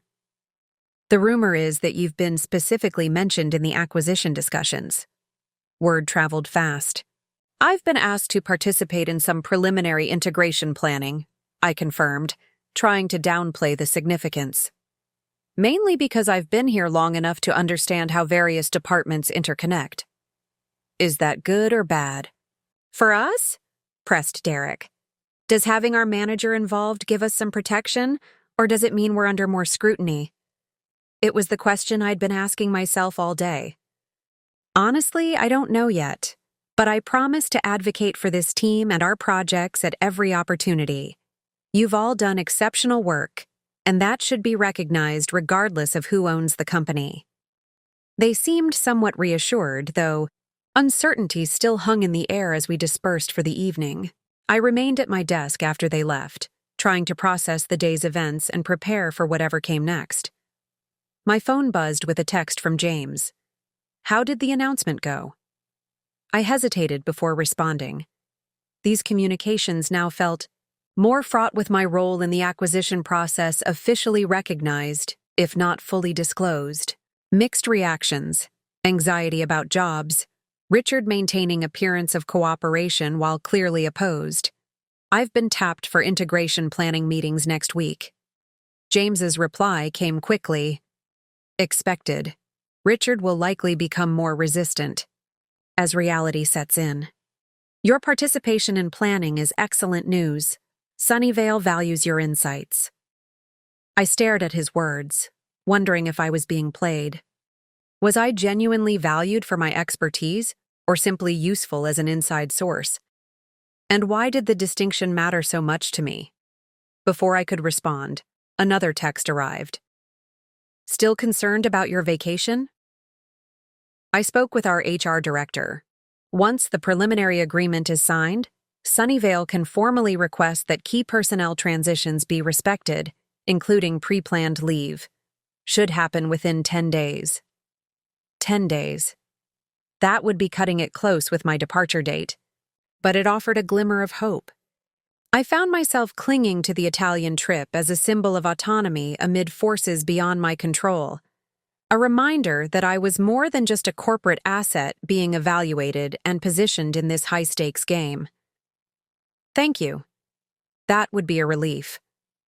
As I finally left the office that night, the emptiness of the parking lot reflected how much longer I'd stayed than most of my colleagues. In the quiet of my car, the weight of the day settled fully on my shoulders. I had set in motion events that would affect dozens, perhaps hundreds of lives, all because I wanted to see the Sistine Chapel and eat authentic pasta on the Amalfi Coast. Was that selfish? Unquestionably. But it had also exposed deeper issues at Meridian that needed addressing. Richard's autocratic leadership style, the exodus of talent, the stagnation of innovation, these problems were real, regardless of my personal motivations for bringing them to light. Perhaps, I thought as I drove home through the darkened streets, the truly ethical path forward wasn't to renounce my role in the acquisition or to embrace it wholeheartedly, but to ensure that whatever happened next genuinely benefited Meridians, employees, and mission. If I was going to be complicit in this corporate transformation, I could at least try to shape it in positive ways. With that resolution providing some moral clarity, I pulled into my driveway, eager for the temporary oblivion of sleep before tomorrow brought new challenges. The next week unfolded like a corporate thriller. Sunnyvale sent an advance team to conduct preliminary assessment interviews, ostensibly focusing on operational processes and technical capabilities. But everyone knew the real purpose: evaluating which teams, projects, and people would survive the transition. I was assigned to escort the Sunnyvale representatives through my department, introducing them to key team members and explaining our current projects. The position was as uncomfortable as it was revealing. My colleagues clearly wondered about my seemingly privileged relationship with the acquisition team, while the Sunnyvale representatives treated me with a collegial familiarity that reinforced those suspicions. Your team has built an impressive analytics framework, remarked Sunnyvale's technical lead after one particularly detailed presentation. It aligns perfectly with our own data processing initiatives. They're exceptionally talented, I agreed. Any integration plan should prioritize keeping this group intact. He nodded, making notes. We'll certainly recommend that. Talent retention is a primary concern for us. These exchanges became a delicate dance, advocating for my team while not appearing too cozy with the potential acquirers. Meanwhile, Richard watched from a distance, his expression growing more thunderous with each passing day as the acquisition machinery advanced despite his evident disapproval. The formal integration planning meeting was scheduled for Thursday, exactly 1 week after the initial announcement. It would bring together Sunnyvale's transition team, Meridian's board representatives, and selected department heads, including me. The agenda included preliminary organizational structure discussions, cultural integration planning, and project continuity strategies. the blueprint for how Meridian would be absorbed into the larger corporate entity. The night before this crucial meeting, I received an unexpected phone call from Eleanor Winters, the board chair. "I hope I'm not calling too late," she began, without preamble. "Not at all," I assured her, though it was nearly 10 o'clock. "I wanted to speak with you privately before tomorrow's meeting." Her tone was measured but serious. "The board has received some concerning information about your connection to James Chen and the origins of Sunnyvale's interest in Meridian." My heart sank. "I see. Richard has obtained email records showing your communications with James began several weeks before the acquisition offer was presented. He's suggesting that you deliberately undermined Meridian by sharing internal information with a competitor. So Richard had discovered my role after all. I should have expected he would investigate once he realized I was being given special consideration in the acquisition process. I understand how it might appear," I said carefully, "but I want to be clear about what actually happened." "Please do," Eleanor replied, her tone neutral. I took a deep breath. I reached out to James initially because I was exploring potential job opportunities. I was frustrated with certain aspects of Meridian's current direction, particularly regarding work-life balance. No need to mention the Italy trip specifically. During those conversations, James asked questions about Meridian's operations and market position that I answered honestly, but not with any intention of facilitating an acquisition. "But you did provide internal information without authorization," Eleanor pressed. "I discussed general aspects of our technology and team structure that would be relevant for a job transition, similar to what I might share in any job interview. I never provided confidential documents or proprietary code." This was technically true, though I had certainly towed the line of what constituted confidential information. Eleanor was silent for a moment. "Richard is pushing for your immediate termination. He's presenting this to the board as a clear violation of your employment agreement and a breach of fiduciary responsibility." The bluntness of her statement momentarily stunned me. Termination would be disastrous, not just for my career, but for my ability to influence the acquisition process in ways that might protect my team. "What's your position on this?" I asked directly. Another pause. "Personally, I believe Richard's reaction is excessive and potentially motivated by his opposition to the acquisition rather than genuine concern for company security." Her tone softened slightly. "Many of us on the board have been aware of Richard's management challenges for some time. The issues you apparently discussed with James Chen align with concerns we've been monitoring." It was the closest she would come to admitting that Richard's leadership had been problematic. I seized the opening. "My conversations with James were motivated by genuine concern for Meridian's future," I said, infusing my voice with conviction. "The company has been losing talented employees and market opportunity under the current leadership approach. I never intended to trigger an acquisition, but I can't honestly say I regret bringing these issues to light." "Bold statement," Eleanor remarked, though I detected a note of approval. "Here's the situation. The board will meet before tomorrow's integration planning session to discuss Richard's allegations. I believe I can convince a majority that your actions, while perhaps crossing some professional boundaries, don't warrant termination, especially given your value to the transition process." "Thank you," I said, relief flooding through me. "Don't thank me yet," she cautioned. "If you remain with Meridian, you'll need to navigate a deeply complicated dynamic with Richard while we proceed with the acquisition discussions. And there's no guarantee Sunnyvale will retain you post-acquisition, despite their current interest." "I understand the risks," I assured her. "Good. One more thing. Richard has specifically mentioned your vacation request as evidence of your self-serving motivations. He claims you initiated contact with James Chen primarily to circumvent his denial of your time off." I winced at the accuracy of this assessment. The vacation situation was certainly a frustration, But my concerns about Meridian's direction were genuine and broader than my personal circumstances.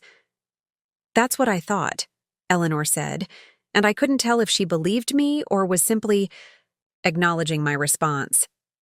"Get some rest. Tomorrow will be challenging." After we hung up, I immediately called Emma, needing to process this new development. "He's trying to get me fired," I said without greeting when she answered.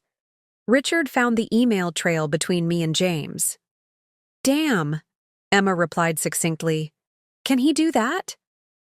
"The board is meeting to decide before tomorrow's integration planning session. Eleanor thinks she can prevent it, but it's going to be messy."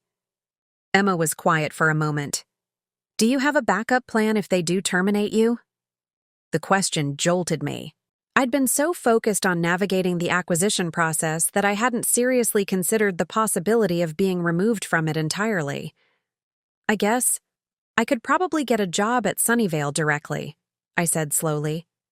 "James has hinted as much, but that would mean abandoning my team during the transition, which feels wrong." "Your loyalty to your team is admirable," Emma said gently, "but don't forget that your primary responsibility is to yourself. If Meridian terminates you, you owe them nothing." She was right, of course. I had been thinking of myself as indispensable to the acquisition process, but the reality was that corporate machinery would continue grinding forward with or without me. The question was whether I could do more good from inside the process or outside it. "Let's see what the board decides," I said finally. "Either way, I suspect Italy is off the table at this point." "Don't be so sure," Emma countered. "If you're fired, we could leave next week. I have vacation days saved up too, you know." The suggestion caught me off guard. "You'd go early? What about your projects?" "They'll survive without me for a few extra days," she said dismissively. "Besides, unemployment has some advantages, like not having to rush back from vacation." Her unwavering support brought unexpected tears to my eyes. "What would I do without you?" "Fortunately, you'll never have to find out," she replied cheerfully. "Now get some sleep. Call me the second you know anything tomorrow." Sleep proved elusive, however. I spent most of the night mentally preparing arguments for the board, replaying my conversations with James to assess what I had actually disclosed, and trying to envision possible paths forward from this precarious position. By morning, I felt simultaneously exhausted and hyper-alert as I drove to the office for what might be my last day at Meridian. I had dressed deliberately in my most professional outfit, a power suit that projected confidence and competence. If I was going down, it wouldn't be meekly. Sarah from HR intercepted me in the parking lot, her expression grave. "The board meeting started 30 minutes ago. They've requested you be available to join if needed." "To defend myself or to receive their verdict?" I asked. "Possibly both," she admitted. "Wait in the small conference room. I'll come get you if they call for you." The next hour was excruciating. I attempted to work on my laptop, but concentration was impossible with my career hanging in the balance. Finally, Sarah returned. "They're ready for you," she said, offering no hints about what awaited me. The boardroom felt cavernous as I entered. 8 board members sat around the massive table, with Eleanor at the head. Richard was conspicuously absent. "Thank you for joining us," Eleanor began formally. "We've been discussing the concerns raised by Richard regarding your communications with Sunnyvale prior to their acquisition offer." I nodded, maintaining a composed expression despite my racing heart. "After reviewing the evidence and considering the context, the board has decided not to pursue termination at this time." Relief washed over me, quickly tempered by the qualifier. "At this time." "However," Eleanor continued, "we do find that your actions demonstrated poor judgment in sharing company information without authorization. Under normal circumstances, this would warrant formal disciplinary action." I waited for the other shoe to drop. Given the current acquisition discussions and your integral role in the transition process, we've decided to place you on a probationary status rather than pursuing more severe consequences. You will continue your duties, including participation in today's integration planning meeting, but with the understanding that any further unauthorized disclosures will result in immediate termination. It was essentially a yellow card in soccer, a warning that the next infraction would remove me from the game entirely. Still, it was better than the red card Richard had clearly been pushing for.